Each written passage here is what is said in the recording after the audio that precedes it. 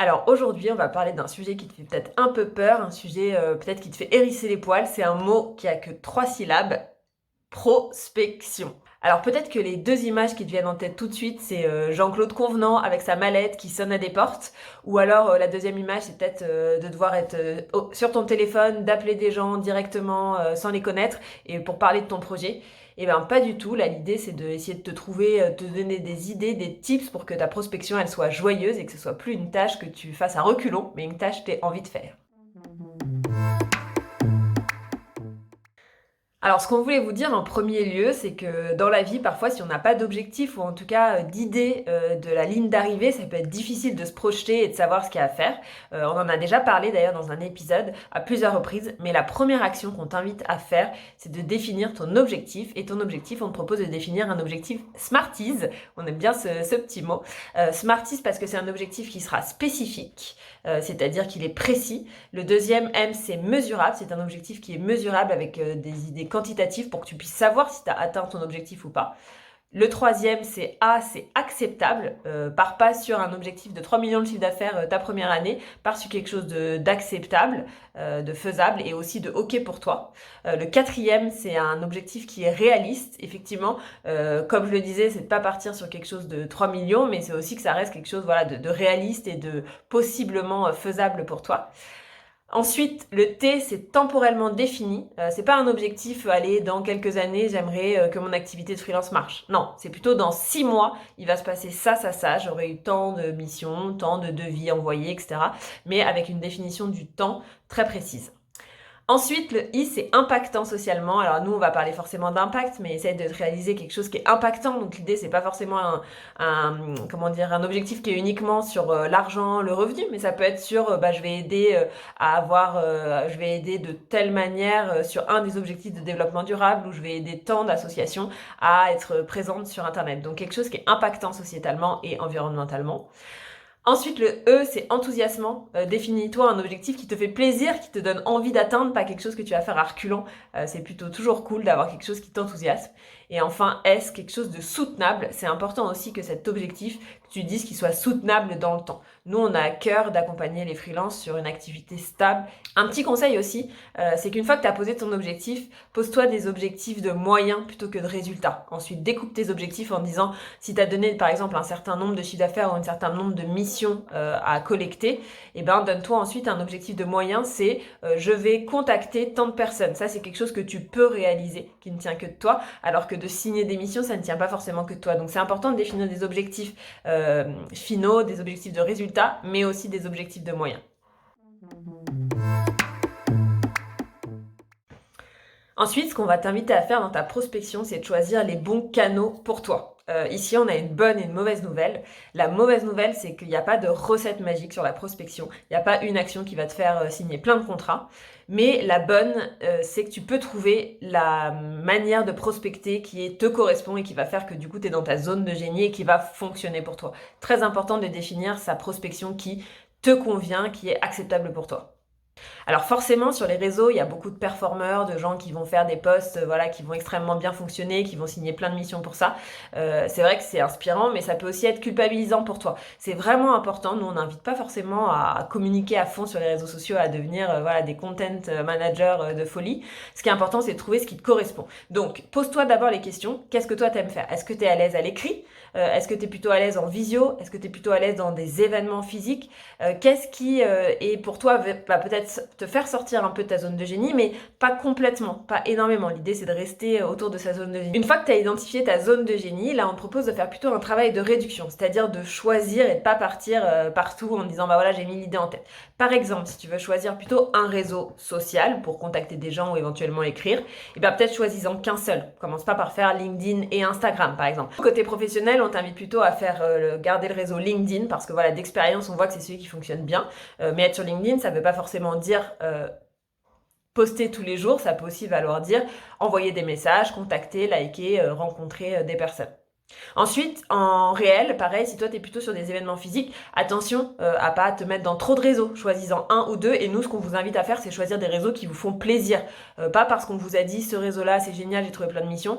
Allez aussi à l'instinct, faites un mix, mais faites-vous plaisir, parce que si c'est un réseau qui vous fait plaisir, vous aurez plus de cœur à y aller, ce sera plus agréable de prospecter. Donc pareil, en choisir un ou deux, s'y mettre à fond, mais des réseaux qui nous font vraiment plaisir. Et enfin, sur la création de contenu, là pareil, ça peut être YouTube, des webinaires, des podcasts, il y a plein de choses à faire, des médias, des newsletters.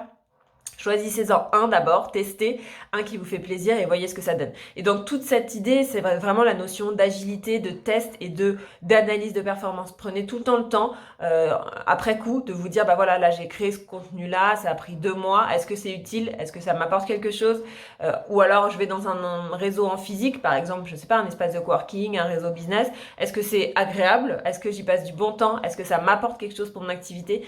Prenez-vous tout de manière régulière, peut-être tous les mois, tous les 2 mois, faites-vous un récap de ce qui s'est passé, une analyse pour savoir si vous êtes toujours dans les bonnes manières de prospecter et que vous vous sentez bien dans votre prospection. Et enfin, l'idée c'est vraiment d'intégrer ces actions-là dans une routine parce que nous on l'a vu vraiment trop souvent, je me lance en freelance, j'ai pas de mission, alors je me lance dans 15 choses de prospection, je lance un podcast, je vais dans des réseaux et tout d'un coup là j'ai une mission donc j'ai plus du tout le temps de faire tout ça, donc j'arrête tout, je me mets à fond dans ma mission et puis ensuite ma mission se termine et là finalement j'ai plus de réseau, j'ai pas fait de prospection. Donc nous, on va vous inviter à l'intégrer dans votre quotidien toutes les semaines ou tous les mois. Gardez une petite routine, il vaut mieux en faire peu, mais de manière régulière que beaucoup d'un coup. Donc attention à pas se cramer.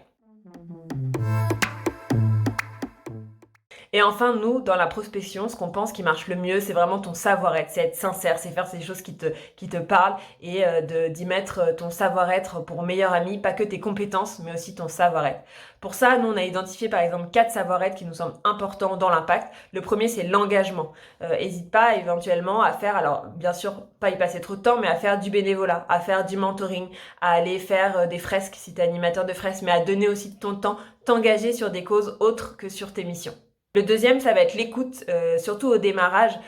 Essaye pas toujours de vendre ton projet, essaye pas de parler de toi, sois dans l'écoute, dans la compréhension des besoins, crée des relations humaines avec les gens, écoute vraiment quels sont leurs besoins, quelles sont leurs problématiques, comment tu vas pouvoir les aider. Et on se rend compte que d'être dans cette démarche de prospection pose une intention aussi à chaque rendez-vous, d'être dans cette démarche d'écoute, c'est beaucoup plus agréable pour l'interlocuteur, c'est plus agréable pour toi. Et en fait, c'est ça aussi qui peut ensuite découler. Et la personne peut se dire, bah voilà, j'ai vraiment passé un bon temps, elle a bien compris ce que je voulais faire, elle m'a écouté, elle m'a laissé le temps d'expliquer mon projet.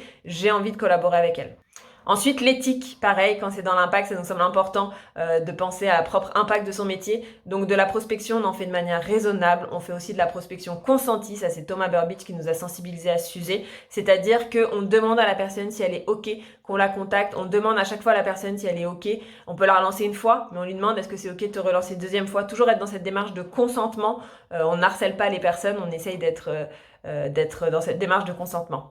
Ensuite, on propose une offre adaptée, c'est-à-dire qu'on va pas essayer de vendre un maximum de choses, on va essayer de vendre que ce que le client il a besoin, essayer d'être sobre aussi dans sa prestation. Si vous vous rendez compte que le client il a peut-être pas besoin de refaire entièrement son site, mais de refaire que quelques pages, ben ça nous semble important de proposer une offre adaptée aux besoins du client. Et enfin, dans la partie éthique, ça va être aussi le prix, essayer de faire un prix qui est juste, un prix qui est vraiment juste pour vous. On n'est pas dans cette idée de brader forcément les tarifs, mais quelque chose qui est acceptable pour vous, mais qui est aussi abordable et juste pour le client. Et enfin, la dernière chose qui est importante dans la prospection, c'est que la pugnacité. C'est pas quelque chose qui va tomber du ciel, il faut le faire de manière régulière, il faut se motiver, il faut continuer à le faire, il faut pas avoir peur du non, c'est pas grave de recevoir un non, il faut pas avoir peur de déranger. Si vous êtes vraiment dans cette posture d'écoute, si vous demandez est-ce que c'est OK pour vous de venir discuter avec moi pendant 20 minutes, la personne elle pourra se sentir libre de dire non et donc pour vous c'est vraiment OK de le faire. Donc voilà, faites preuve de pugnacité, prenez soin de votre syndrome de l'imposteur, allez-y, tentez des choses et surtout faites-vous plaisir. On le sait, tout ça c'est des belles paroles, mais le plus dur c'est de se lancer, c'est d'oser, c'est de faire le premier pas, c'est de faire son premier message LinkedIn, son premier post éventuellement LinkedIn, d'aller pour la première fois dans un réseau, discuter avec des gens. Mais voilà, essayez de faire une petite chose, commencez petit, sortez un tout petit peu de votre zone de confort et vous verrez qu'à force, si tous les jours vous sortez un peu de votre zone de confort, cette zone de confort elle va vraiment s'élargir. C'est beaucoup mieux que de sortir un jour complètement de sa zone de confort et de faire quelque chose qui ne nous ressemble pas. Donc voilà, lancez-vous, osez. Et si vous avez envie voilà, d'être accompagné dans cette démarche, notamment dans l'impact, bah, nous on a créé un programme parce qu'on sait que c'est difficile de prospecter. Donc nous on a créé un programme collectif pour prospecter ensemble et se sentir soutenu dans cette démarche.